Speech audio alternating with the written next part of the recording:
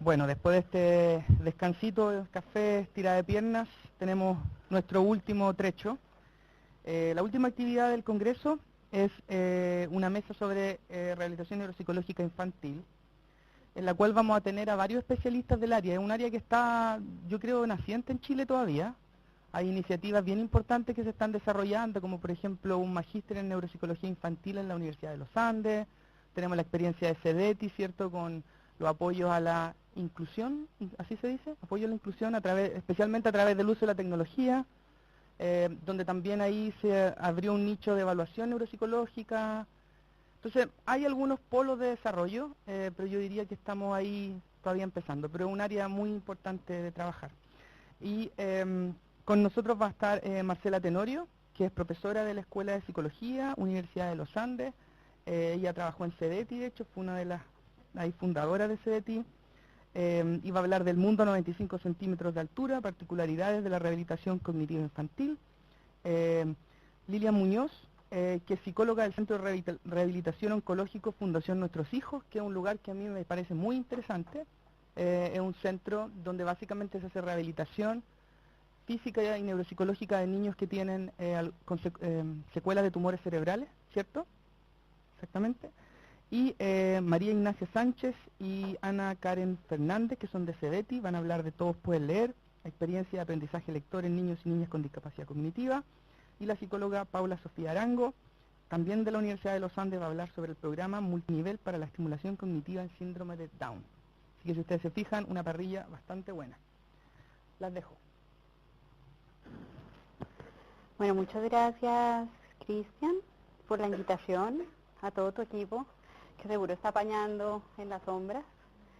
Y muchas gracias a los valientes que se quedaron, los sobrevivientes a esta larga jornada. Suponemos que ya están cansados, así que vamos a tratar de hacer esto, no sé si lo más corto, pero tal vez lo más entretenido posible. Mi misión es tratar de introducir un poquito el tema de la neuropsicología infantil, el tema de la rehabilitación neuropsicológica pediátrica.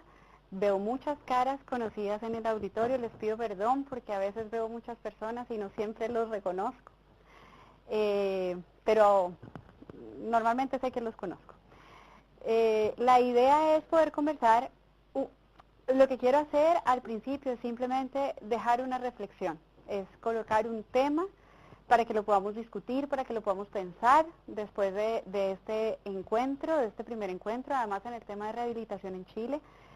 Nosotros llevamos muchos años desde CEDETI impulsando, llevamos 10, 11 años, ahora desde la Universidad de los Andes, haciendo sinergia de recursos, pero la verdad hasta ahora hemos sido como el loquito del ringlete, ahí somos como 3 loquitos de siempre con el ringlete, y de pronto han empezado a escucharnos y es realmente maravilloso. Entonces, lo que quiero hacer es plantear una reflexión respecto a por qué la neuropsicología pediátrica, la neuropsicología infantil, constituye un campo que tiene unos paradigmas y unas sombrillas epistemológicas que son un poquito diferentes.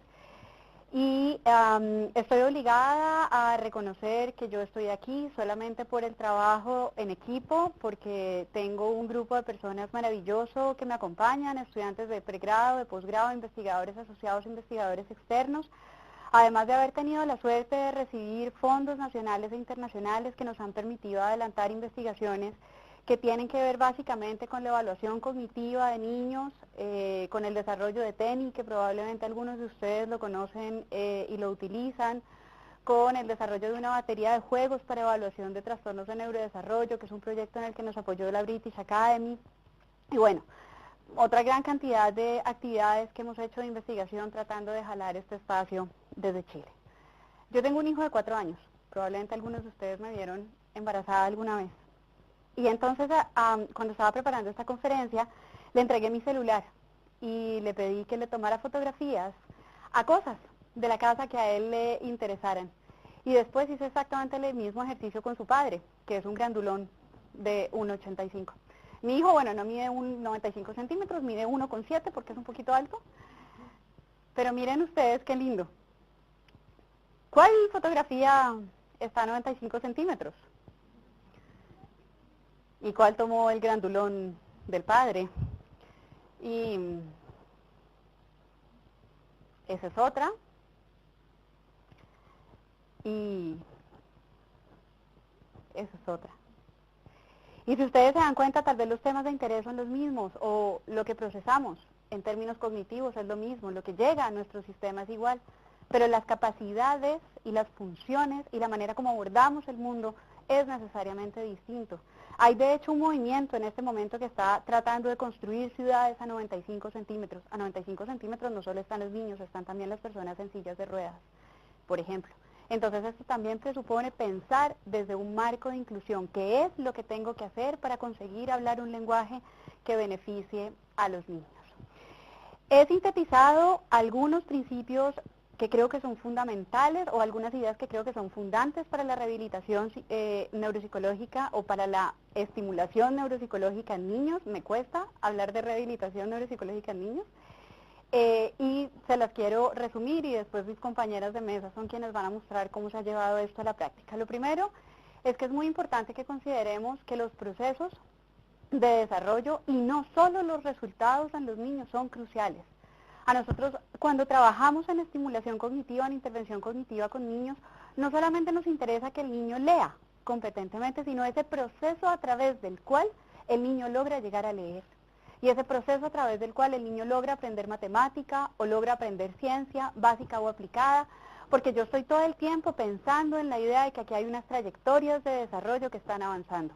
Ustedes saben, en algún momento hablamos de estadios de desarrollo, en algún momento Piaget planteó la idea de que los niños iban evolucionando en estos estadios, operacional, preoperacional.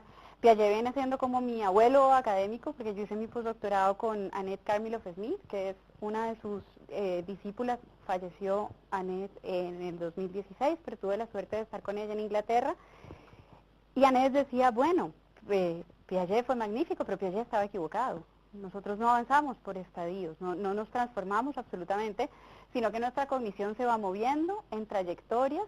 Y la pregunta que yo me tengo que hacer cuando trabajo con un niño es, ¿en qué punto está de la trayectoria esa habilidad con la que yo quiero trabajar? Porque tal vez el sistema de memoria está en un punto, el lenguaje en otro, la atención en otro, y además la modularidad del adulto yo todavía no la tengo en el niño, no es propia del sistema. Entonces necesito pensar siempre dinámicamente, necesito pensar en el proceso y no en el logro. El segundo principio que es fundamental en este proceso es que requerimos una aproximación dimensional que considere fortalezas y debilidades, porque esto puede ser muy revelador. Los psicólogos particularmente estamos tremendamente entrenados para ver las debilidades. Cuando nos muestran un perfil BISC, lo primero que hacen nuestros ojos en un acto automático es buscar la debilidad. Y les aseguro que ese niño sabe hacer millones de cosas. Y tiene millones de fortalezas, no importa que el coeficiente intelectual marque 42 o 43 puntos, como en el caso de muchos niños con síndrome de Down. En el piso, en el promedio, en el techo, siempre hay fortalezas. Y voy a recoger esto por qué esto es relevante en la rehabilitación. El tercer principio es que en el tiempo en el desarrollo es la clave. ¿Ya? Cuando yo estoy trabajando con niños, ese niño está cambiando, el tiempo se está moviendo. Yo no puedo echar el tiempo para atrás. ¿Para dónde va el desarrollo? Para adelante. Siempre. Con los niños, con los adultos, con los viejos. ¿Para dónde vamos? Para adelante. No importa que haya deterioro, no importa que esté disminuyendo, o esas palabras extrañas que utilizamos, el desarrollo va para adelante porque el tiempo aquí es la clave. Y cada proceso debe ser comprendido desde diferentes métodos. En la conferencia anterior nos mostraban, por ejemplo, cómo tradicionalmente la dislexia se ha evaluado con métodos conductuales y con métodos de neuroimagen, por ejemplo. Entonces yo siempre quiero buscar aproximaciones multinivel para dar cuenta de la complejidad. Vamos a ver que eso tiene algunas restricciones específicas para América Latina. Y las diferencias individuales son importantes. ¿Ya? Los estudios de grupo son solo una parte de la historia. Y aquí voy a contarles simplemente algo que Karen va a recuperar, y es que cuando nosotros desarrollamos la mesita, que es una aplicación para estimular lectura, si yo veo, no importa, Karen les va a explicar esto, pero yo veo los resultados de grupo y los resultados de grupo se ven así, preciosos, ¿no es cierto? Yo veo un grupo que avanza, lineal, la estadística que nos enseñaron en el doctorado funciona perfecto, pero cuando yo sincero mis datos, eso se ve así. Entonces aquí importa la información individual y por eso yo le preguntaba al profesor Evans si es minuto de movernos, no a estudios de casos, sino a los Single Subject Designs, que son métodos controlados para estudiar a los sujetos y dejar de ver grupos, porque es que en lo que nosotros trabajamos, que son los trastornos de neurodesarrollo, los grupos son muy complejos. Y el desarrollo suele no ser lineal. Entonces, brujos no somos. Tenemos que frenar la idea de predecir. Yo nunca sé dónde va a estar ese niño. Cuando llega y el pediatra le dice, su niño, no, tontito, no va a poder caminar. ¿Por qué le dice eso a la mamá de ese niño? ¿Qué es más constructivo? Acompáñelo, apóyelo, tratemos de bajar las barreras porque la discapacidad aparece en un contexto social. La discapacidad no es del sujeto, la discapacidad es de las relaciones. Y entonces, ¿cuáles son los principios básicos para la rehabilitación en niños? Bueno, he querido rescatar un principio por cada uno de ellos. Lo primero es que en rehabilitación o en estimulación infantil, mi objetivo no es el logro de tareas, sino la transformación de las trayectorias de desarrollo del niño. Yo quiero que su trayectoria atencional cambie, que la trayectoria que lleva la función ejecutiva, que de pronto va desacelerada, no está avanzando a la velocidad que yo espero, se acelere, se empine, avance. ¿Por qué? Porque el desarrollo va para adelante. Yo no quiero solo cambios en resultados estáticos de evaluación, conseguir cambios en puntajes estandarizados en la perspectiva del desarrollo es muy complejo porque yo estoy todo el tiempo combatiendo con la norma. Yo quiero cambio en el patrón de relaciones entre las variables que estudio. Quiero cambiar procesos, quiero modificar rutas. Las fortalezas son tan o más valiosas que las dificultades en el proceso de diseño y implementación de intervenciones. Si yo tengo un niño que no sabe leer, no lo pongo a leer, porque lo frustro. Ese niño ya sabe que no puede leer. Su maestra se lo muestra todos los días en la sala de clase. ¿Qué puedo hacer? Puedo partir por una alternativa distinta, speechless stories, por ejemplo, historias en desorden, narraciones, otras formas implícitas o alternativas de llegar a las rutas de la cognición. Nosotros creemos mucho en el aprendizaje implícito, en que de contrabando pasan cosas positivas. En el juego, ¿cierto? El juego es el mejor transporte de contrabando al mundo de los niños. Encontrar una fortaleza en un niño significa que su trayectoria de desarrollo en una determinada dimensión es adecuada. Entonces, apalanquemos desde ahí, jalemos desde la fortaleza la dificultad y a veces ignoremos la dificultad. Si yo tengo un chiquito que es magnífico en historia, conoce la historia de los romanos, los griegos, le encanta, y saca 4 en matemática, déjelo. ¿Va a ser ingeniero? Probablemente no. Probablemente va a ser historiador, de pronto sí. ¿Quién sabe? Esta similitud es una base para el diseño de la intervención y recordando que todos, niños y adultos, trabajamos mejor en aquello en lo que somos buenos, porque nos motiva, porque nos permite generar procesos atencionales, porque nos permite focalizar, pues, por millones de razones. No nos olvidemos que el desarrollo nos transforma. El paso del tiempo naturalmente hace que nuestra cognición esté transformándose. Niños, adolescentes, adultos, la cognición está cambiando. Nosotros no somos sujetos estáticos. La vieja idea de que el desarrollo se acababa cuando llegábamos a los viejos se ha ido a adultos, se ha ido revaluando. Sabemos que hay desarrollo incluso en los adultos mayores que se están transformando. Y es nuestra tarea que las intervenciones en infancia le ayuden al desarrollo, pero nosotros tenemos que poner algo por sobre lo que el desarrollo ya naturalmente hace. Entonces, tenemos que trabajar con programas, con y por programas basados en evidencia que nos muestren que la intervención que nosotros realizamos está realmente poniendo algo por sobre lo que el desarrollo coloca. Y en este sentido, las mediciones en nuestra consulta privada, en el hospital, en el sistema público, tienen que estar siempre presentes. Yo necesito monitorizar si las terapias que estoy haciendo, si las intervenciones que estoy haciendo, están cambiando al niño con el que estoy trabajando. Y si no estoy cambiando, tal vez estoy en el lugar equivocado con la persona equivocada, o a lo menos con el instrumento equivocado. Jamás uso una única prueba, nunca. Y esto es un principio fundamental en la atención de los niños, por lo que les decía además antes.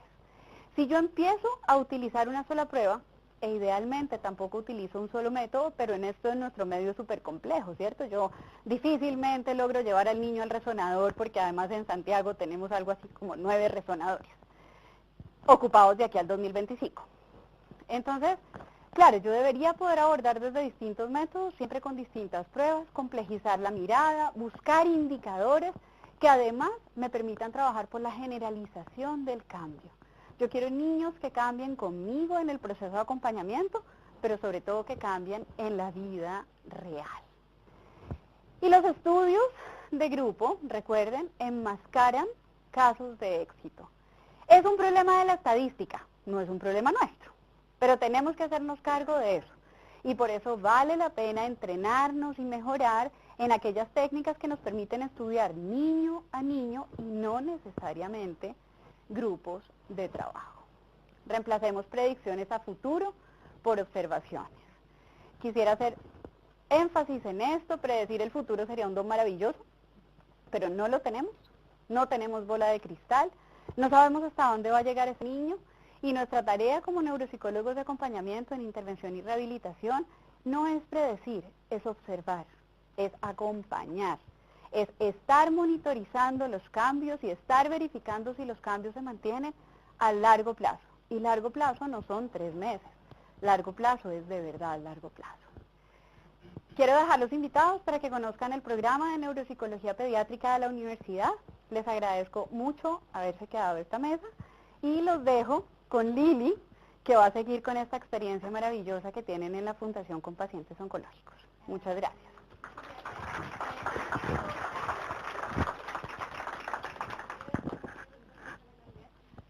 Toca con el teclado. ¿Con el teclado? Bueno, igual no sé si me escuchan bien. Mi nombre es Lilia Muñoz, Lili. Para la confianza, claro. Psicóloga, especialista en neuropsicología infantil. Me desempeño actualmente en el Centro de Rehabilitación Oncológico de la Fundación Nuestros Hijos. Es un centro que hice presentación, exactamente. Es un centro que busca poder responder a las distintas necesidades que presentan los pacientes oncológicos. Dentro de este equipo de rehabilitación está compuesto por fonoaudiólogos, terapeutas ocupacionales, nutricionistas, kinesiólogos, los médicos fisiatras y no sé, bueno, los neuropsicólogos y el equipo de psicología, también con una psicóloga emocional. Pero para poder contextualizar un poco y para hablar de cáncer, me gustaría que conociéramos algunos datos que son fundamentales, ¿sí? En el diagnóstico de cáncer en menores de 15 años. Anualmente se esperan 577 diagnósticos de cáncer en todo Chile, o sea, desde Arica a Punta Arenas. La mayor incidencia de estos diagnósticos se encuentra dentro del grupo de los 0 a los 4 años, donde hay una mayor prevalencia en las leucemias, después siguen los tumores del sistema nervioso central y luego los linfomas. Precisamente este grupo es el que genera o es el que tiene mayor repercusiones por la neurotoxicidad de su tratamiento. Y se observa una sobrevida de un 73,9% de estos grupos de pacientes. Ahora, una sobrevida que no está exenta de complicaciones, porque vamos a encontrar distintos efectos secundarios que se van a ver a largo plazo. Tenemos los efectos inmediatos del tratamiento, que son la pérdida de peso, vómito, náusea, todas las complicaciones que se ven en el desarrollo emocional de nuestros pacientes, pero a largo plazo, producto del tratamiento oncológico, vamos a encontrar ciertas dificultades en términos de audición, dentales, oculares, osteohormonales, cardíacos o la aparición de segundos tumores y también las secuelas cognitivas propias del tratamiento. O sea, por mucho tiempo se estudió solamente los tumores cerebrales y las secuelas cognitivas de los tumores cerebrales.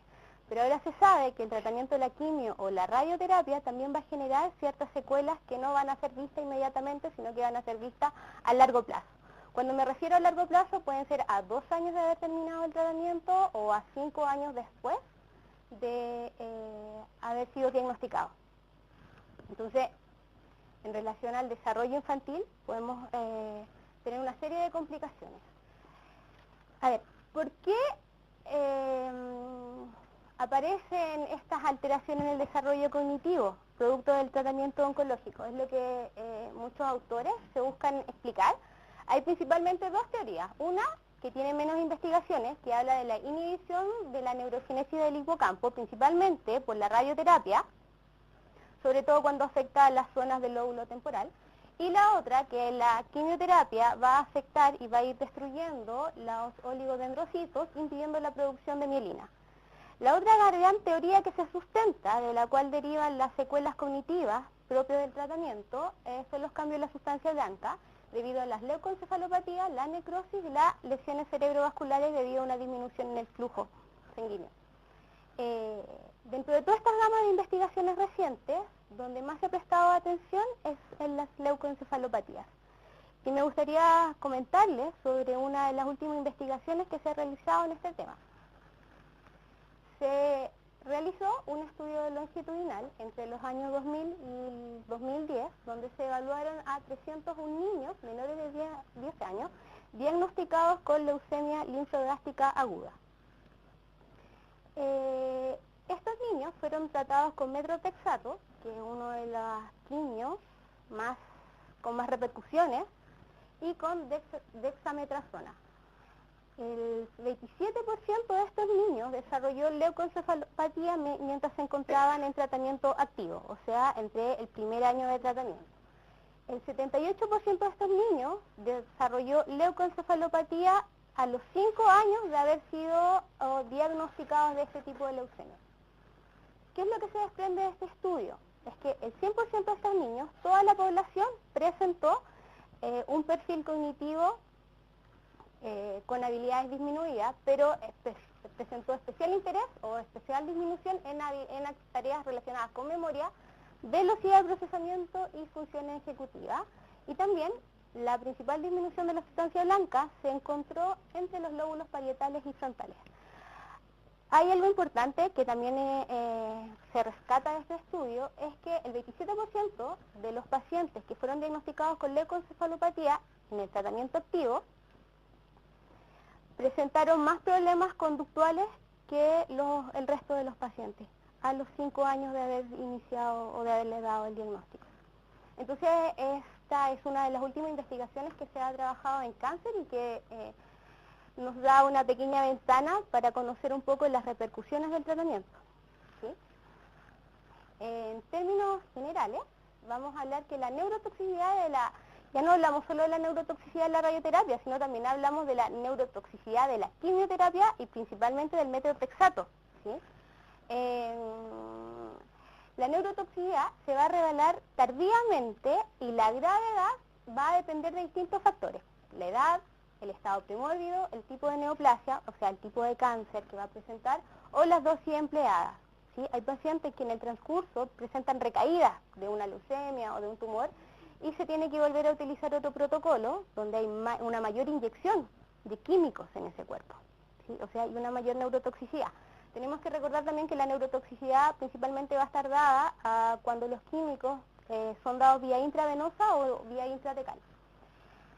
En relación al perfil neuropsicológico, me gustaría aquí comentarles, bueno, este es un tenis, para quien no lo conoce, este es en honor a Marcela, aquí hay un tenis. Este es una de las pruebas que nosotros utilizamos para evaluar a nuestros pacientes. Y si ustedes se fijan, esto tiene un puntito. Bueno, Martina, nuestra paciente de 8 años, al inicio de su radioterapia, tiene un desempeño cognitivo relativamente dentro del promedio y sobre el promedio. A los 6 meses de haber cursado solo su tratamiento con radioterapia, vemos que ya hay un cambio en su perfil cognitivo y vemos que en la tarea de sistema de memoria, principalmente respuesta inmediata, ¿sí? ¿Cuál es sí? Esa es la palabra, recobro inmediato, aparece una disminución relativamente considerable dentro de los 6 meses de tratamiento con radioterapia.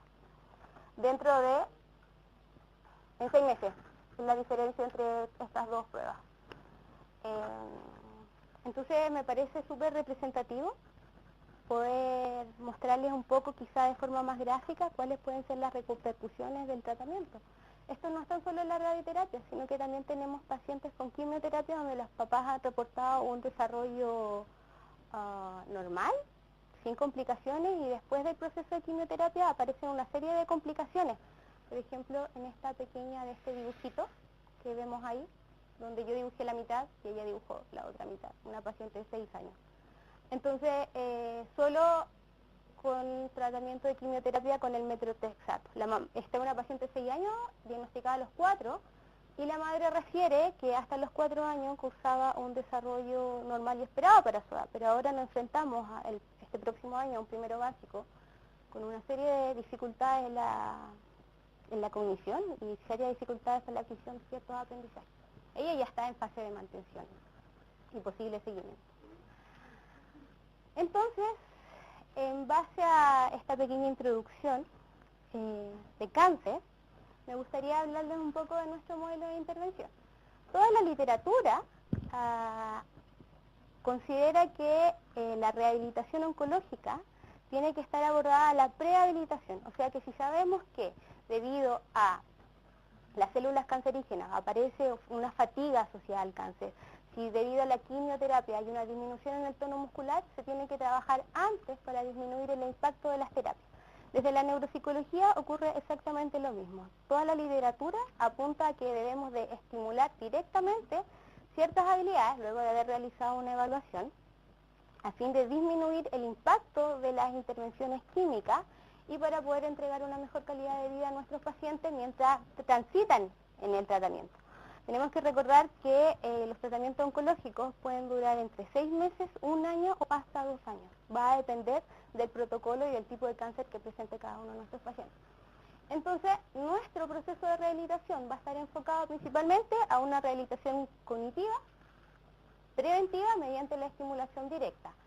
Y es súper importante poder destacar y realizar un seguimiento de nuestros pacientes porque ya conocemos que hay ciertos desempeños que puede variar a través de los años, producto de la neurotoxicidad. Entonces es sumamente importante poder ir realizando un seguimiento cada uno de nuestros pacientes a través de los años, ¿sí? Bueno, quisiera dejarle aquí un pequeño extracto de un estudio que dice que los supervivientes de leucemia linfoblastica aguda infantil que han sido tratados con quimioterapia podrían necesitar alguna forma de intervención temprana para apoyar el desarrollo saludable del cerebro, y los pacientes que experimentan leucoencefalopatía aguda podrían presentar una mayor necesidad. Entonces, lo que se hipotetiza de la serie de bibliografía que existe es que estas leucoencefalopatías podrían ser la causante de los déficits cognitivos. Y sobre todo podemos agrupar en 3 grandes bloques, asociados a una disminución en la velocidad de procesamiento, una disminución en la memoria y una disminución en la atención. Nuestro modelo de intervención entonces va a estar centrado en enfocarnos de forma directa en los posibles déficits cognitivos de nuestros pacientes con un equipo multidisciplinario. O sea, nosotros trabajamos con el kinesiólogo, con el terapeuta ocupacional, con audiólogo y educador diferencial, los mismos objetivos y de la misma forma para poder atender las posibles necesidades que puedan desencadenar el tratamiento. En alguna medida, nuestro modelo de intervención no es nada, por así decirlo, sin nuestro equipo de reinserción escolar. Nos pasamos, bueno, actualmente el centro tiene 3 años desde que se activó, o desde que estamos trabajando, pero paralelamente trabajamos con un programa de reinserción escolar que se encuentra a cargo de un educador diferencial, donde se realizan una serie de estrategias que permite abordar al paciente después que sale de este ambiente protegido, porque los niños cursan sus colegios en la escuela hospitalaria y vuelven a sus colegios de origen o a un nuevo colegio. Entonces es necesario que este nuevo colegio esté enterado de todas las secuelas físicas o cognitivas que puedan presentar nuestros pacientes, generar adaptaciones en pro a estas necesidades educacionales que puedan manifestar, y brindarle una mejor calidad de vida a nuestros pacientes. En términos generales, eso es lo que hacemos desde nuestro centro de rehabilitación y eso es lo que hacemos desde el del rol del neuropsicólogo en los contextos oncológicos. Y para ir terminando, porque creo que estoy en el tiempo, ¿sí? Ya. Me gustaría presentarle algunas señales de alerta, porque el cáncer infantil muchas veces es detectado cuando ya está en estados muy avanzados, sobre todo los tumores cerebrales o las leucemias. Entonces es súper importante que todos podamos ir conociendo algunos síntomas generales, por ejemplo, palidez, moretones, la masa hinchazón, los cambios en los ojos, los dolores en las extremidades, la fatiga, los mareos, la pérdida de equilibrio, la coordinación o los dolores de cabeza que van aumentando en frecuencia. Y para finalizar, les tengo un collage de fotos de nuestros pacientes y de nuestras distintas actividades que realizamos en el centro. Eso.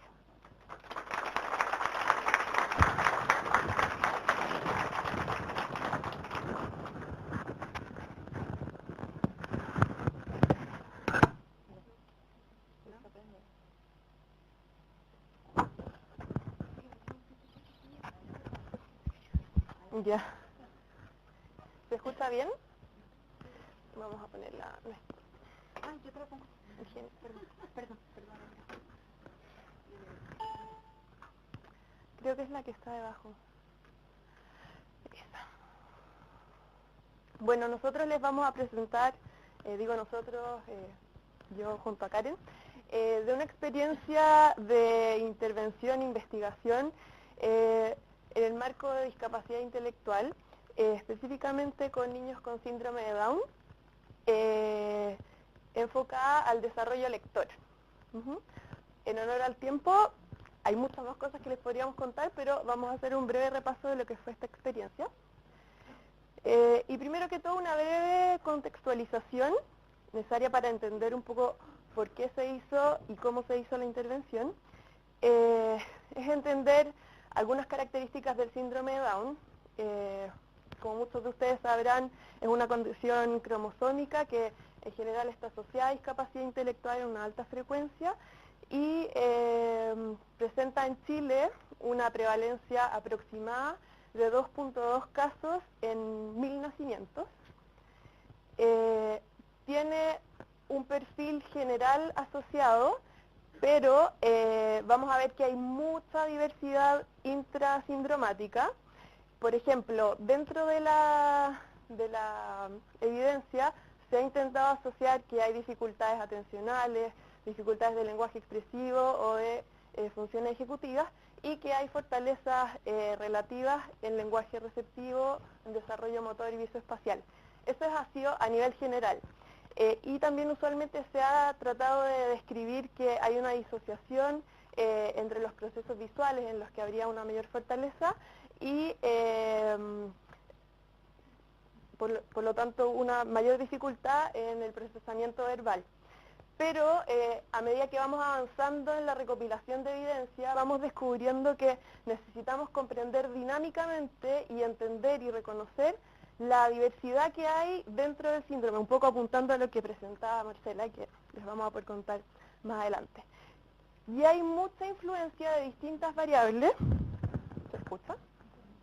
De distintas variables personales y ambientales, como por ejemplo la estimulación temprana o el tipo de educación que reciben.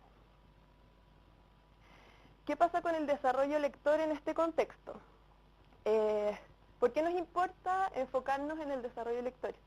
Primero que todo vamos a ver que en el marco de una discapacidad intelectual vamos a ver una tasa de analfabetismo aproximada de un 20%, y vamos a ver que, como nos pasa a todos, el desarrollo lector está altamente asociado a las habilidades adaptativas, a nuestra funcionalidad cotidiana, ¿no es cierto?, a lo que podamos ir aprendiendo. Los métodos tradicionales de enseñanza de lectura se han enfocado principalmente en destacar la ruta visual, o sea, en reconocer la palabra, por ejemplo, ahí que dice salida, reconocer salida como un todo a nivel visual, porque, como veíamos antes, se los ha considerado tradicionalmente como aprendices visuales. Y se ha ido dejando de lado una ruta más fonológica de decodificación, de relación entre el fonema y el morfema. Pero la evidencia internacional nos ha ido señalando que debiéramos incorporar significativamente el trabajo de conciencia fonológica y no dejarla de lado. Es súper importante apuntar que esa evidencia internacional es sobre todo relacionada a países angloparlantes, en el que hay un contexto muy diferente que el español, porque tienen otro tipo de ortografía que incide mucho en la lectura. De todo esto, tenemos que preguntarnos, con lo que sabemos, ¿cómo es la trayectoria del desarrollo lector en niños con síndrome de Down? Como mencionaba Marcela, necesitamos saber cómo va atravesando ese desarrollo lector el niño, y tenemos que suponer que es distinto que el desarrollo típico, o por lo menos preguntárnoslo. Y por otro lado, ¿cómo ocurre este desarrollo lector en un sistema ortográfico transparente como es el español, a diferencia de los angloparlantes, por ejemplo? Preguntándonos esto, se llegó a hacer una investigación previa al desarrollo de una herramienta específica para evaluar a los niños en este contexto, que comparó el desarrollo de los chicos con síndrome de Down con niños con desarrollo típico. Lo que se pudo ver es que los niños con desarrollo típico mostraban una trayectoria mejor en todas las variables evaluadas, y en algún punto ya llegaban a un techo en el desempeño, por lo tanto no se podía hacer una buena como comparación entre los dos grupos, pero sí se pudo comprobar que el desarrollo lector de los chicos con síndrome de Down iba siguiendo esa misma trayectoria, pero con un desfase temporal. Y ahí se pudo trazar como una línea de base para entender desde dónde había que abordar a los chicos, cómo se podía plantear un programa de intervención, que Karen les va a contar. Bueno, a mí me toca más la parte, ¿se escucha? ¿Sí? La parte de la aplicación. No vamos a tener mucho tiempo para, no sé si... ¿Sí? Sí. No vamos a tener mucho tiempo para mostrarles la herramienta, la mesita, así que la trajimos en iPad y cuando terminemos la presentación se pueden acercar, no sé por dónde salí. Bueno, y como decía Ignacia, nos encontramos frente a un contexto que no nos estaba diciendo cómo estaban aprendiendo a leer los niños con síndrome de Down en Chile, y con la investigación que realizamos pudimos concluir que necesitan estimular las mismas variables que los niños con desarrollo típico. Entonces, dentro de la investigación desarrollamos un modelo que se llama modelo de sendero, que dice que necesitamos estos 4 senderos para estimular los precursores lectores.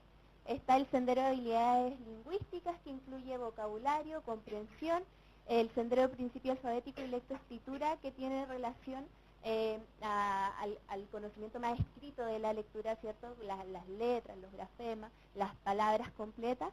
Tenemos por otro lado el sendero de habilidades fonológicas, que tiene relación a todos los sonidos de la lectura, ¿cierto? Y agregamos ahí por Pauli el sendero de discriminación auditiva, que creemos que estimulando la diferenciación de tono, timbre, ritmo, estimulando esa área de otros sonidos que no tienen relación a la lectura, quizás nos puede ayudar a la conciencia fonológica, ¿cierto? Las habilidades más fonológicas de la lectura. Entonces, teniendo esto en mente, se desarrolló una aplicación, que es la mesita, que está en el iPad. Esta aplicación es de descarga gratuita para tablets y iPad. El objetivo es estimular los precursores lectores. Es flexible, lo que quiere decir que no es la aplicación, no es el niño el que se tiene que adecuar, adaptar a la aplicación, sino que podemos modificar todas las actividades que le presentamos y entonces crear un programa de intervención propio para cada niño. Y por otro lado, permite una exploración autónoma y otras mediadas por algún familiar, algún profesional. Y como decía Ignacia, nos enfocamos tanto a estimular la vía más visual y la vía más auditiva. Entonces, esta es la mesita, con imágenes, La mesita tiene una serie de herramientas que nos permite ir modificando distintos objetos, distintas palabras, armando distintas actividades que estimulen los 4 senderos. Entonces tenemos 7 mundos, tenemos la herramienta arriba y un botón de ayuda pensado en el acompañante. Este es como el mundo de la feria. Cuando nosotros vamos tocando esos iconos, nos van apareciendo las imágenes, y si apretamos las imágenes nos sale una serie de objetos que se relacionan a este mundo de la feria. Entonces podemos seleccionar alguno de ellos y se va a ir a al escritorio, no sé si es más adelante, y la aplicación siempre nos va a leer el objeto y su palabra asociada. Tenemos por otro lado cuentos que incorporamos, que les lee al niño un determinado cuento. Vamos pasando la página, tiene de dificultad inicial a una mucho más compleja, y como decía Marcela, también tenemos un ordenamiento de historia. O sea, a través de distintas actividades, distintos juegos, podemos ir ordenando, moviendo estas tarjetas y pidiéndole al niño que nos cuente una historia como se le ocurra. La idea es que parta como él quiera y después nosotros con la mediación logra hacer una secuencia más lógica, ¿cierto? Tenemos el tablero de letras que nos permite hacer frases, todo lo lee la aplicación, todo lo que esté escrito sí. Podemos hacer segmentación de sílabas, de letras, podemos jugar con las sílabas, llevarlas a distintas posiciones dentro de la pantalla. Podemos hacer actividades, ¿cierto?, de que sílaba va en determinado lugar. Si lo hace bien, la aplicación lo acoge, lo incorpora a la palabra. Si lo hace mal, le avisa al niño que esa sílaba no corresponde. Bueno, podemos realizar un montón de actividades. Estas son imágenes, también podemos jugar con la mesita y hacer actividades más didácticas. Como no tenemos tanto tiempo entrando a lo que hicimos, nosotros, bueno, hicimos varias cosas dentro de la investigación, pero les voy a contar solamente este aspecto. Seguimos el Single Subject Design, que fue ver el desarrollo, el desempeño y el rendimiento de cada niño. Entonces partimos con una fase de preintervención donde se evaluaron por 4 semanas consecutivas a los niños en precursores lectores. Después, dentro de la intervención, con la mesita, ya ahí presentamos recién la mesita y fuimos evaluándolo de nuevo por 8 sesiones. Después retiramos la mesita y volvimos a evaluar por 4 semanas sin la mesita, sin actividades relacionadas con la mesita, para ver qué conocimientos se habían quedado, si se sostenía o no el conocimiento adquirido. En esta fase de intervención todo fue personalizado. Como teníamos la evaluación inicial de los niños, pudimos ir semana a semana armando un programa específico para cada niño. Si bien asistían a un taller de 3 horas a la semana con un grupo de otros niños con síndrome de Down, las actividades que hacían ahí con un familiar de apoyo y que se llevaban para la casa estaban pensadas en cada uno de los niños, en su fortaleza y sus debilidades. Les dábamos 2 actividades que fueran sus fortalezas, 2 actividades que estuvieran un poquito más débiles y 2 actividades que fueran al azar pensando en los senderos que teníamos detrás. Esto es más o menos lo que se llevaban a la casa. Esto ya es muy producido, está en el manual de trabajo, pero la idea era esta. Le decíamos a los papás, vamos a hacer esta tarea de conociendo los mundos, el objetivo es estimular el vocabulario y lo vamos a hacer así. No le poníamos los niveles, que eso ya está en el manual, pero adaptábamos y escribíamos la actividad pensando en el niño que la iba a utilizar. Y como decía Marce, estos fueron los resultados encontrados. Cada una de estas líneas es un niño dentro del taller. Son 32 líneas porque son 32 niños que al final todos eran muy distintos. Todos teníamos fortalezas determinadas que teníamos que seguir potenciando y otras debilidades que teníamos que ir trabajando, apoyando.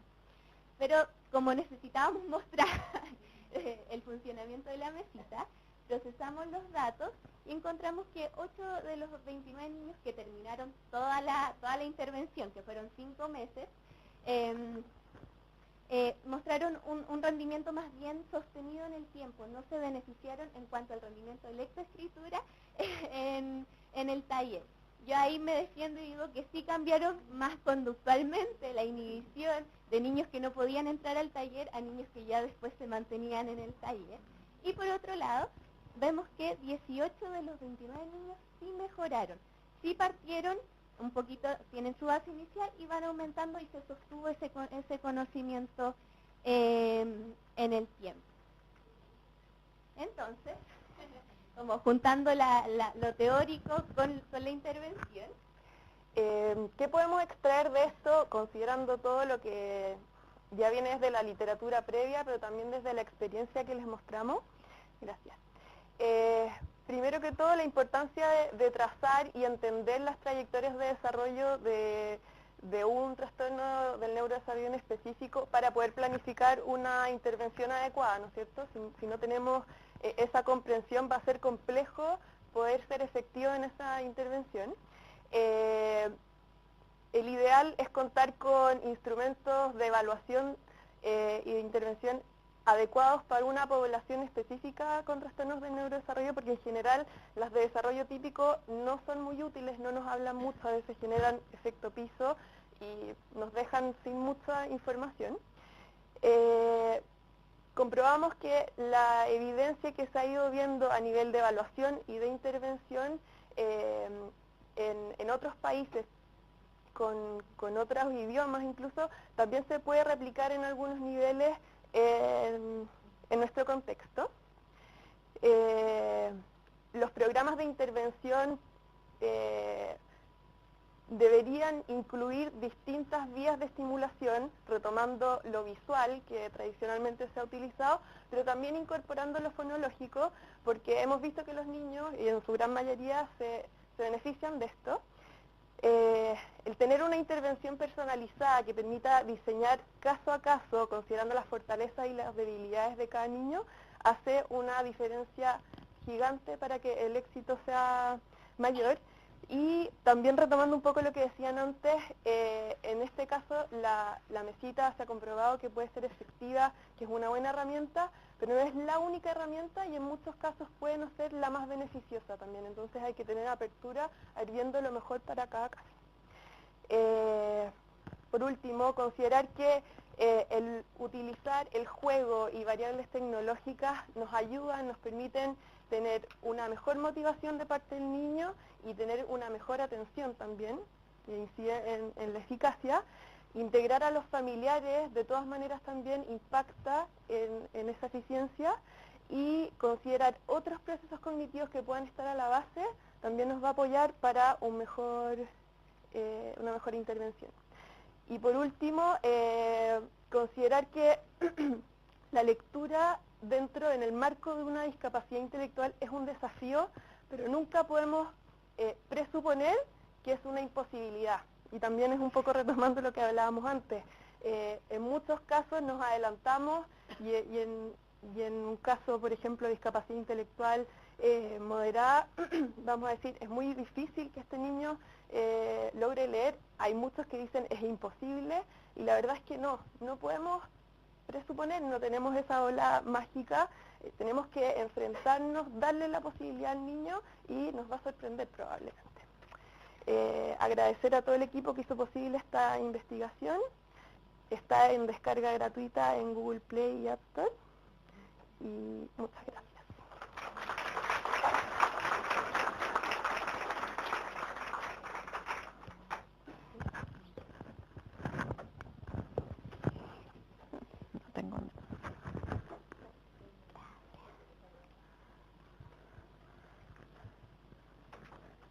Bueno, hola, buenas tardes. Espero que aguanten, ya falta poquito. Vamos a terminar. Yo quiero hablarles de el uso de programas multinivel para la intervención, para la estimulación cognitiva, la intervención neuropsicológica en síndrome de Down. Nosotros tenemos bastantes proyectos de investigación, como ven, enfocados o modelados en síndrome de Down, pero siempre pensando en los niños y adolescentes que tienen discapacidad intelectual o discapacidad cognitiva. Para partir, ¿por qué tenemos que hacer intervenciones multinivel? Bueno, hoy han tenido un montón de charlas y de conferencias en donde han hablado de la importancia de hacer intervenciones no solamente con el paciente, no solamente con el niño, sino también intervenciones que consideren el contexto, que consideren que esa persona está en un contexto y que en el contexto muchas veces hay que hacer adecuaciones y adaptaciones que incluso puede que sean muchas veces más efectivas que la misma intervención que yo hago con la persona. Y en este contexto entonces, en la formulación de casos en neuropsicología, nosotros deberíamos considerar siempre para las propuestas de intervención no solamente lo que voy a hacer yo con este paciente en mi consulta o en el contexto en el que trabajo, sino que también tengo que pensar qué otras intervenciones necesito, ya que otros profesionales, con quién tengo que trabajar yo, y con los niños y con los adolescentes es especialmente importante y la evidencia nos muestra que además es más útil cuando yo hago intervenciones que consideran a la familia, que consideran a la escuela, y muchas veces desde la neuropsicología se nos olvida un poquito ese trabajo y lo dejamos de pronto a otros profesionales. Voy a contarles ahora, me gustaría hablarles de montones de intervenciones y de cosas. Ya les han hablado como de intervenciones en neuropsicología en otros contextos y yo quiero contarles sobre un par de experiencias que tenemos o de líneas de investigación que tenemos en dos temas. Uno, la intervención en funciones ejecutivas y en conducta adaptativa en adolescentes con síndrome de Down, y una línea de investigación que tenemos ahora en la universidad de intervenciones con las familias. Voy a partir por este proyecto que se llama Camino a la Autonomía. Lo que hicimos en este proyecto, bueno, que es el Fondesit de iniciación de Marcela, fue desarrollar un programa de estimulación para la conducta adaptativa y las funciones ejecutivas en adolescentes con síndrome de Down, buscando impactar la autonomía, ¿ya? Ahora es un gran tema de discusión esto de ¿y qué pasa cuando crecen? ¿Y qué van a hacer? Y se está hablando muchísimo de la inclusión laboral, pero no estamos trabajando desde temprano con intervenciones que permitan que estos adolescentes lleguen a ser adultos independientes, autónomos, que puedan realmente realizar todas estas cosas como de vida independiente adulta que esperaríamos. Entonces, en este proyecto, bueno, lo primero, tuvimos una fase de evaluación en donde queríamos ver cuál era la relación entre las funciones ejecutivas y la conducta adaptativa, y lo que nosotros pensamos es que estas funciones ejecutivas, desde un modelo que considera que las funciones ejecutivas son memoria de trabajo, inhibición y flexibilidad, va a impactar directamente la conducta adaptativa, es decir, si yo intervengo sobre las unas, voy a impactar las otras. Y luego de eso tuvimos una fase de intervención, que es un modelo bien tradicional. Ya les presentaron otros modelos así, en donde tenemos dos grupos de adolescentes con síndrome de Down. A los dos grupos les hicimos una evaluación inicial donde medimos conductas adaptativas y funciones ejecutivas. Conductas adaptativas lo medimos con el ABAS, que es como el gold standard, y las funciones ejecutivas hicimos una evaluación como doble. Entonces evaluamos con pruebas tradicionales, el Wisconsin, el Stroop, ¿ya? Retención de dígitos, y también con una batería de instrumentos en iPad y en computador que desarrollamos nosotros bajo el modelo de evaluación invisible que les contó Marcela un poquito antes, buscando cómo llegar a ese rendimiento que muchas veces las pruebas tradicionales no nos dejan ver por el efecto piso, porque estamos comparando todo el tiempo con el desarrollo típico y tenemos un desfase. Entonces, ¿cómo entendemos que esto no nos deja ver la varianza que hay en cada persona? Entonces necesitamos instrumentos particulares que sí nos permitan como entrar a mirar realmente cuáles son las fortalezas y las debilidades. Luego de esa evaluación hicimos la intervención en el grupo 1, el grupo 2 quedó como grupo control. Esta intervención que les voy a mostrar ya duró 13 semanas. En la intervención el grupo 1 tuvo primero la intervención, el grupo 2 era control, luego hicimos una evaluación post. Aquí el grupo 1 ya no recibió intervención, sino que lo recibió el grupo 2, porque además no podemos dejar un grupo sin recibir intervención, y luego hicimos una evaluación final, además para ver si los cambios en este grupo se habían mantenido en el tiempo. Pon el video. Y esta es nuestra intervención.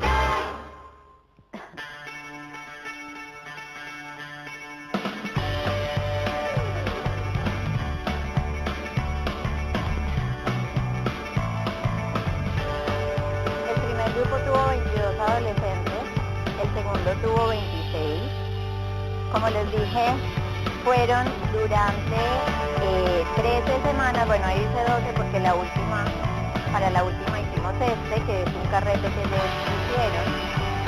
Cada semana iban 3 horas, en donde hacíamos como 2 jornadas y un recreo en la mitad, y trabajábamos a través del juego las funciones ejecutivas, e hicimos un montón de actividades de conducta adaptativa en la comunidad caliente.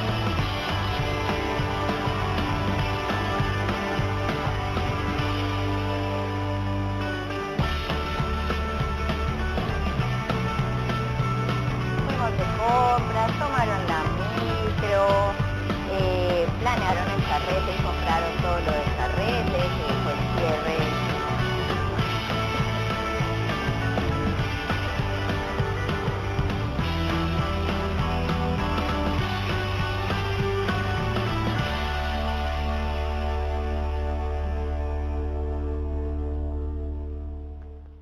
Muy bien. Eso, como ven, bueno, fue un montón de trabajo con un equipo gigante, en donde semana a semana estos adolescentes fueron a la universidad, hicimos un montón de actividades basadas en juego dentro de la universidad, pero también los sacamos a la calle. Después les voy a contar en lo de las familias un poco la experiencia de sacarlos a la calle. Y luego hicimos entonces la evaluación. En los resultados, muy rápidamente, bueno, en las funciones ejecutivas fue en lo que vimos menos cambio. Ya medimos otras variables de funciones ejecutivas y encontramos cambio en la memoria de contexto y en una medida global de funciones ejecutivas. Ustedes no sé qué tanto han visto de investigación en funciones ejecutivas en intervenciones, pero en general es algo que es súper difícil de mover. Pero cuando vamos a ver las conductas adaptativas, en general vemos cambios súper relevantes que finalmente, bueno, pensamos que va a ser lo que les va a permitir lograr la autonomía más adelante. Y, bueno, y hubo un área súper importante en el que obtuvimos como los mayores cambios y los mejores resultados de la intervención, que tiene que ver con el uso de recursos comunitarios, ¿ya? Que claro, nuestra intervención se enfocó bastante ahí en esto de poder ir al supermercado, hacer la compra, tomar la micro, trabajamos con ellos cómo usar Google Maps, ya ese tipo de cosas como más cotidianas.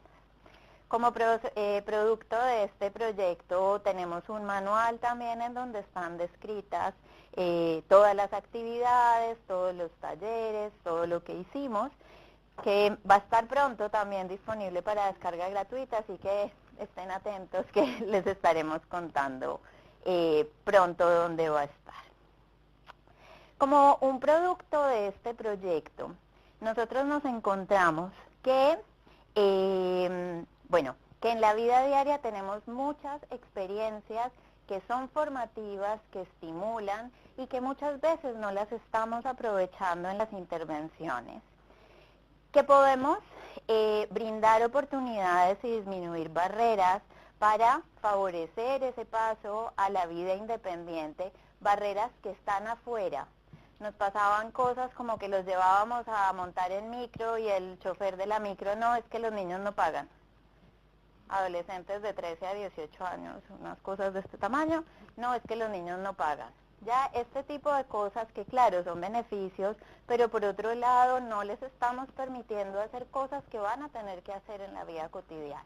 Entonces, por ayudarlos muchas veces, lo que estamos haciendo es hacerles daño. Y también nos encontramos con una cosa súper importante, y es que las familias cumplen un rol fundamental aquí. Digamos que esto no es una sorpresa. Sabemos que la familia es el contexto en el que se aprenden estas habilidades, pero sí nos encontramos con cosas como que a estos adolescentes de 17 años, cuando empezaron las intervenciones, las mamás querían entrar a la sala a quitarles la chaqueta, la bufanda y los guantes. Esperaban a que saliéramos a recreo para ir a darles la colación. La primera vez que salimos de la universidad íbamos caminando por San Carlos de Apoquindo. Tampoco era que estuviéramos pues en el lugar más peligroso de Santiago, por San Carlos de Apoquindo, y de pronto volteamos y unos papás detrás de los árboles persiguiendo. Fuimos al Jumbo y justo ese día la mitad de las familias tenía que ir a hacer la compra. Fue súper casual.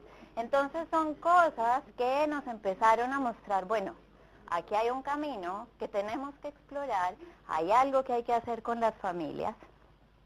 Y de ahí entonces salió esta línea de investigación en familias.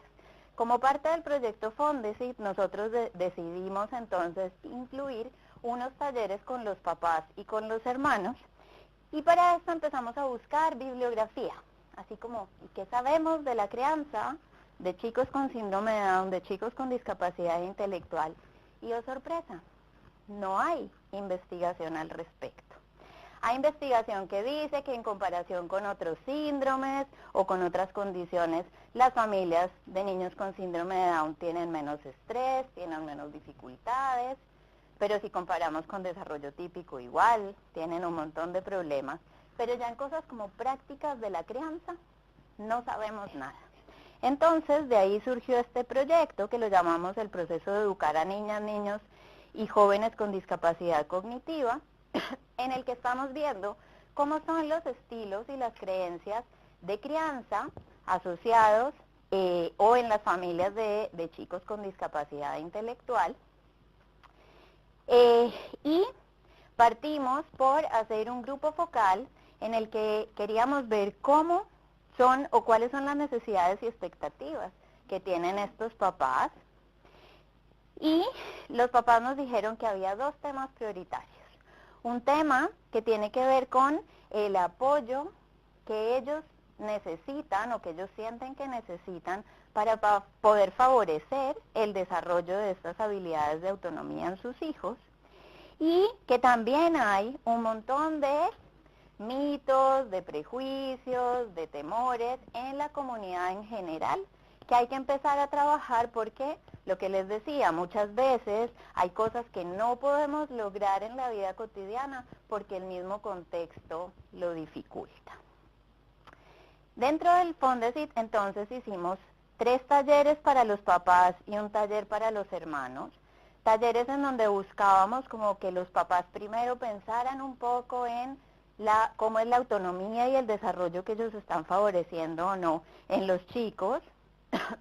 ¿Cuáles son como las fortalezas y debilidades, las oportunidades y las dificultades que tienen las familias cuando tienen un chico con síndrome de Down?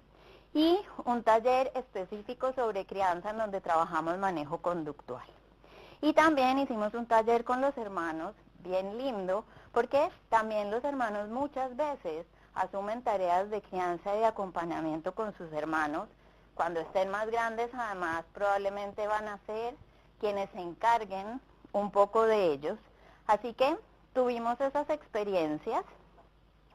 Y por el otro lado, entonces, empezamos con este otro proyecto a explorar, entonces, cómo son los estilos y prácticas de crianza en estas familias. Queremos saber, por ejemplo, si los papás y las mamás son iguales o no.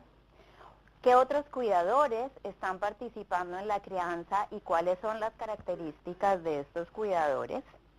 ¿Cómo estos estilos y prácticas impactan el desarrollo de los niños y jóvenes con discapacidad cognitiva?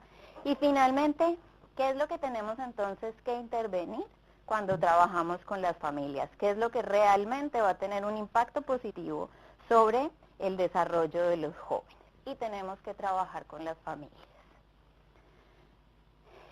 Bueno, este modelo es un modelo en donde además nosotros entendemos que en la crianza no tenemos una relación, ¿ya? Y que los papás no están criando en el éter, sino que están criando a un niño que tiene unas características y que respondemos el uno al otro, y que también tenemos que entender entonces cómo los papás se adecúan mejor o menos bien a las características particulares y a las necesidades de ese niño.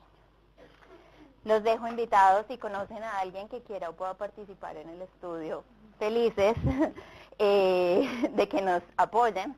Estamos ahora en toda la recolección de muestras, así que un gran trabajo y también un gran equipo detrás apoyándonos. Muchas gracias.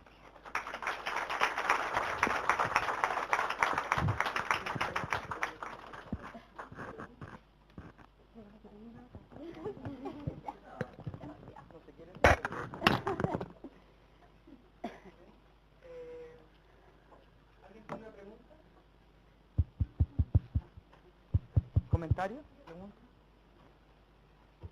Yo quiero hacer una pregunta sobre un poquito más de como consejos o de qué evidencia o qué estrategias sienten ustedes porque hablaron harto de la lectoescritura, pero también hay como este grupo de adolescentes que tú mencionas, están viendo, o sea, por lo menos en el contexto en el que yo trabajo, con adolescentes que en verdad son adultos, pero son como más adolescentes en la etapa que están viviendo, porque todavía están con sus padres, que están súper pendientes de ellos, todavía no los dejan mucho, no los sueltan mucho para dar ese paso como a más la autoadolescencia, a la adultez más autovalente.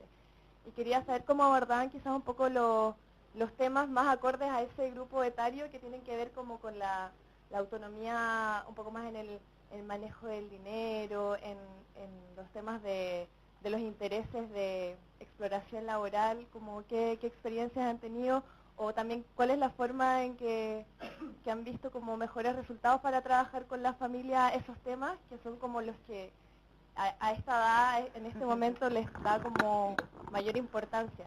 Que igual pasa un salto súper importante en que toda su vida estuvieron súper dependientes y ahora son adultos y quieren salir como al mundo a trabajar y ser más libres.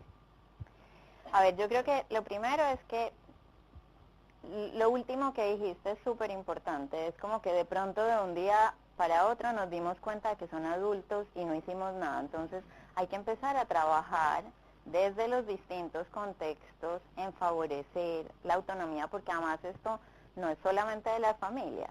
Ya las fundaciones, los colegios, igual somos súper sobreprotectores, con toda la razón, porque nos preocupa, porque los queremos. Esto no es un tema como de que les queramos hacer daño, pero está sucediendo. Entonces, una cosa importante además que, bueno, uno de los talleres con las familias que hicimos era pensar en esto, o sea, qué es lo que ya han logrado nuestros hijos, qué está en proceso y qué es que ni me hables de esto, ¿ya?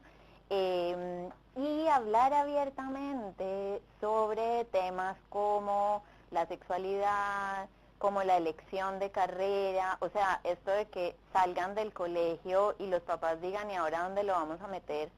Y uno les pregunta como, ¿y él qué opina? ¿Él qué quiere hacer? Nunca a nadie se le ha ocurrido preguntarle, ¿ya? Entonces, hay cosas que nosotros podemos trabajar en distintos contextos, y yo creo que el primer paso es como abrir y poner en la mesa el tema. Tuvimos una experiencia además súper buena en estos talleres, y era que como teníamos un montón de familias de contextos socioculturales distintos, de ambientes distintos, entonces también entre ellos muchas veces como que esto de compartir la experiencia, y yo ya lo logré con mi hijo, y cómo lo hiciste, yo todavía no he podido, y ustedes sí están pensando en esto, y como abrir el tema y hablarlo y ver que hay otras experiencias, yo creo que es como bien positivo y ha sido bien útil. Y lo otro es trabajar con las familias cosas particulares que ellos pueden hacer en la cotidianidad para favorecer la autonomía. Como que nosotros pensamos los planes de intervención mucho como desde lo que yo le enseño, así como vamos a enseñarle el manejo del dinero. Pero ¿cómo aprenden los niños a manejar el dinero? porque la mamá le dio 1.000 pesos y le devolvieron 500 y botó la moneda y bueno, la próxima ya sabe que no lo puede botar o no la puede regalar, pero a estos chicos nadie les da plata porque es que no lo saben. Bueno, cuando a uno le dieron plata cuando era chiquito tampoco la sabía usar y la mamá le deja meter la clave en el cajero y ese tipo de experiencias que pasan también en la lectura. Los niños con desarrollo típico tienen acceso a libros todo el tiempo, los niños con discapacidad intelectual no, porque no pueden.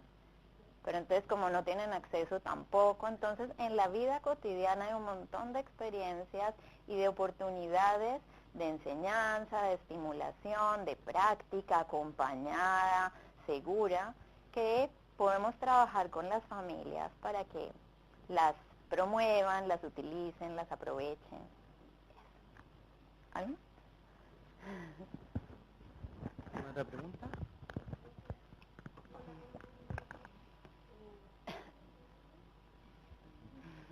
Soy psicóloga y mi pregunta es, la estimulación de estos niños, ¿cuándo llegan al lugar? ¿Es ya de guaguitas o ya tienen 1 año, 2 años? ¿Cómo parte? ¿O los papás también se acercan cuando ya saben el diagnóstico como para poder aprender también cómo estimular a este niño? En este minuto. Sí.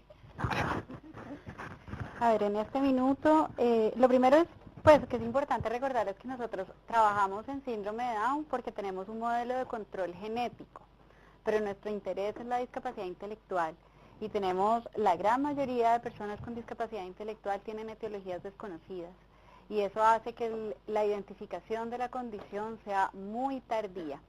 Es distinto identificar cuando tú tienes una condición genética a cuando hay algo desconocido que va a emerger en la trayectoria de desarrollo y que va a aparecer. Y además se agrega una nueva complejidad y es que sabemos que no todos los chicos que tienen una condición genética tienen discapacidad intelectual. No todas las personas con síndrome de Down tienen discapacidad intelectual. Y esto es una cosa que tenemos como que ir adhiriendo, ¿no es cierto? Ahora, en Chile, el trabajo en las redes de atención temprana para niños en riesgo, que básicamente los consideramos niños en riesgo, la prematurez extrema, menos de 1.200 gramos al nacimiento, y los niños con condiciones genéticas, ni siquiera está dentro de los planes de política pública. Ya tenemos el Chile Crece Contigo, pero no es suficiente. En fin, entonces en este momento se identifican y reciben estimulación temprana por un mandato estatal y ahí empiezan el trabajo con las familias, ¿ya? En términos generales lo que hemos logrado identificar, porque recién está, nosotros somos como si no estoy mal informada, somos el único grupo que está fijándonos en estos grupos. Lo que hemos encontrado es que la intervención temprana está muy orientada al manejo de la hipotonicidad, a manejo en terapia ocupacional para la estabilización de toda la integración sensorial y el acompañamiento que va a ofrecer fonoaudiología para todo lo que tiene que ser con pronación de la lengua, deglución y generación de conductas orales, porque también nos ha costado un poquito como con los fonoaudiólogos la idea de que podemos incorporar el baby sign o alternativas de comunicación aumentativa alternativa, este tipo de cosas. Entonces tenemos una intervención temprana como muy igual en estas dimensiones que te he mencionado. Llega el minuto de entrar al colegio, el acabose, caja negra, y en octavo básico rebota del sistema y salen del sistema escolar, se van a las fundaciones, y yo te diría que un poquito ahí es donde la familia se reempodera y empieza a buscar sus alternativas, ¿ya? Y de ahí llegamos al tránsito a la adolescencia, el adolescente niño, porque las visten de rosado, les hacen coletas a las niñas y les ponen medias de borlas. Y la nena llega a la intervención con nosotros a cantar violeta o dark metal o lo que le guste y uno es como, tienes coletas rosadas y cantas dark metal. Algo no está funcionando en esta configuración identitaria. Y ahí se empoderan los papás y bueno, ya vienen las preguntas por el cambio a la adultez, si es que hay cambio. No sé si ustedes vieron una película de Maite Alberti que se llama Los Niños. Si no la han visto, ojalá la vean. Es tipo documental y refleja un poco la realidad de los chicos con discapacidad intelectual en este minuto en el país. Es muy sensibilizadora, es súper difícil verla. Y ahí estamos. Yo te diría que eso es un poquito como el resumen ejecutivo de situación en discapacidad intelectual. Obviamente lo ideal es que Claro, nosotros en la universidad estamos enfocados en este minuto en dos extremos, que son el estudio de interacciones tempranas, bebés padres, que lo lidera Paulina, que empezamos ahora la implementación de un estudio experimental, y en la población de adolescentes, porque nos dimos cuenta que los adolescentes estaban solos. Entonces por eso sucedió Camino a la Autonomía, bueno, mientras en el CEDETI avanzábamos con la mesita y todo el problema lector, y ahora seguimos con los adolescentes y hemos postulado para construir por primera vez un club de lectura para adolescentes y adultos jóvenes con discapacidad intelectual. La gente nos mira como si estuviéramos locos, porque 85% no saben leer y nosotros vamos a hacer un club de lectura. No importa. Sí.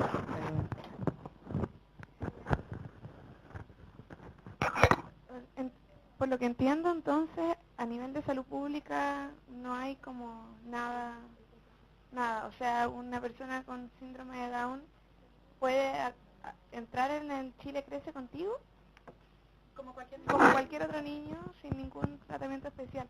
Conozco el caso de una persona que tiene un hijo pequeño, debe tener 2, y va a Edu Down. Claro, lo que pasa es que en síndrome de Down lo que está pasando, o lo que pasa en Chile, es que hay fundaciones privadas que se encargan de esto, ¿ya? Sí, esto es lo privado haciéndose cargo de lo que debería hacer el Estado, pero bueno. Y en esto además hay un montón de fundaciones en donde las familias tienen que pagar y obviamente, y porque brindan un montón de apoyos y de servicios, esto es costoso. EduDown es de las pocas que son completamente gratuitas para todas las familias que asisten, pero obviamente no dan abasto con la necesidad, digamos. Entonces es una cosa compleja y como les decía Marcela, lo que pasa es que cuando el sistema educativo nos saca a estos niños o a estos adolescentes, estas fundaciones se están haciendo cargo de la educación de todo, porque es complejo, porque en mi opinión es lamentable que chicos que tienen mucho potencial de desarrollo, si lamentablemente nacen en familias que no tienen o los recursos económicos o los recursos cognitivos de desconocimiento, y con familiares que no sé, se quedaron. Pero para que te hagas una idea, nosotros por primera vez hemos logrado, si no estamos mal, hacer un estudio en el mundo respecto a si se producen o no diferencias por nivel socioeconómico en presencia de un síndrome genético, porque estamos súper acostumbrados a pensar que el síndrome genético es una limitación en sí mismo, y no importa el contexto, pues ya tienes la limitación, y nosotros dijimos, y si el contexto y la genética interactúan en esto que se llama epigenética y se producen trayectorias de desarrollo diferente por nivel socioeconómico, y como Chile nos ofrece un laboratorio social, lamentablemente, entonces nosotros fuimos a este laboratorio social y medimos chicos con síndrome de Down de nivel socioeconómico bajo, medio y alto. Te estoy hablando de familias de nivel socioeconómico bajo con ingreso familiar promedio en $500 y familias de nivel socioeconómico alto con ingreso promedio de $5.700 mensuales. Y, sorpresa, las trayectorias de desarrollo son distintas en presencia del mismo síndrome de Down, porque no hay tipos de síndrome de Down, pero hay 3 variantes y todos nuestros chicos son portadores de la misma variante. Entonces tampoco hay una varianza genética. Y ahí estamos levantando la banderita de la política pública. Sí, es impresionante, porque este caso que yo conozco es una mamá que lamentablemente quizás o favorablemente tuvo la posibilidad de dejar de trabajar para poder enfocarse en la rehabilitación, o sea, estimulación de su hijo, y tiene un hijo súper trabajado, que yo a veces digo, estará un poco sobreintervenido este pobre niño, pero o sea, ha sacado el máximo provecho de todas las potencialidades, y uno lo ve y es un niño que, aparte de estar muy estimulado, está muy feliz y muy adaptado a su contexto. Pero ¿qué pasa con todos los niños que no pueden recibir eso? Una última pregunta.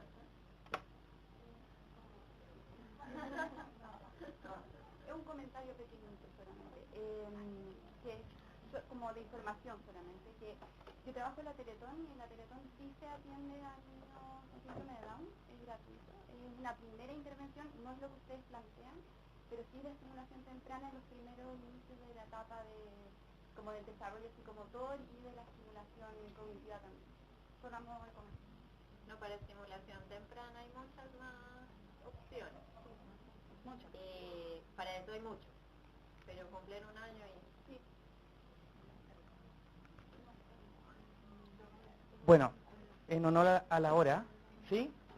¿Quiere señalar algo en honor a la hora? ¿Breve?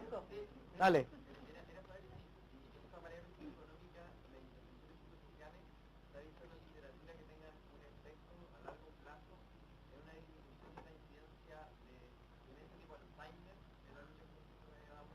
Es la primera vez que tenemos un laboratorio social para estudiarlo y cada que hablas de demencia tipo Alzheimer en síndrome de Down en Chile, viene un portazo de vuelta, ¡pam! Hablemos de los bebés. Si alguien quiere estudiar demencia en síndrome de Down, venga.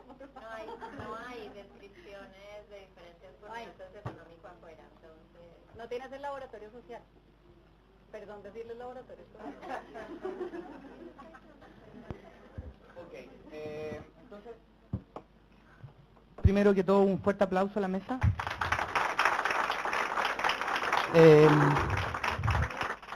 Estamos en la hora y si me dan un minuto, tengo supuestamente que decir algo para cerrar por motivo histórico. Simplemente señalar que agradezco que todos han venido, espero que esto les haya sido de utilidad. Yo creo que esto puede servir para varias cosas, ¿cierto? Para conocer quién está trabajando en temas que pueden ser de utilidad para uno, para de pronto exponerse a ideas que uno no había considerado o evidencia que uno no había quizá pensado y que puede ser útil para el trabajo. Quiero mencionar 4 que a mí me parece como ideas fuerzas que dieron vuelta hoy día a través de las mesas y de los expositores. Uno que tiene que ver con que la rehabilitación neuropsicológica en su gran espectro, abarcando niños, demencia, todo lo que queramos, implica valorar como la heterogeneidad de los pacientes y profundamente considerar la subjetividad de cada uno. Y que nuestras intervenciones tienen que respetar eso así como una ley. Lo segundo es que muchas de nuestras de las charlas estuvieron considerando el tema de cómo considerar intervenciones a múltiples niveles. Intervenciones, ¿cierto?, al individuo en sí, a la familia, al contexto social, y al parecer eso es algo que tenemos que seguir pensando de cómo articularlo. Al parecer vamos a ser más efectivos si logramos trabajar de esa manera. Un tercer punto tiene que ver con el hecho de la transferibilidad. Yo creo que es un concepto que John tomó en la mañana y que tiene que ver con esto de que lo que hacemos tiene que tener un impacto en algún punto, ¿cierto? Tiene que tener una funcionalidad para la persona. Incluso cuando la persona está en desarrollo, como señalaba la chica, eso tiene que implicar que afectamos ese desarrollo para que eventualmente, ¿cierto?, ese desarrollo que ha sido mejorado, o no sé, en cierto sentido, ¿cierto?, genera una mejor calidad de vida, por ejemplo. Eso también me parece interesante. Y por último, esta suerte como de conversación entre la práctica clínica y la evidencia, ¿cierto?, que lo que hagamos de alguna manera pueda relacionarse con lo que se ha probado que sirve. Y como señalábamos también delante, que ojalá tengamos el esfuerzo, tengamos el ánimo y el esfuerzo para poder registrar eso, y que otras personas que están quizás en similares situaciones tengan esa información y no empiecen desde cero. Entonces ahí la idea también de poder publicar lo que hacemos en nuestro país y educar a nuestros colegas. Muchas gracias y ojalá nos veamos el otro año.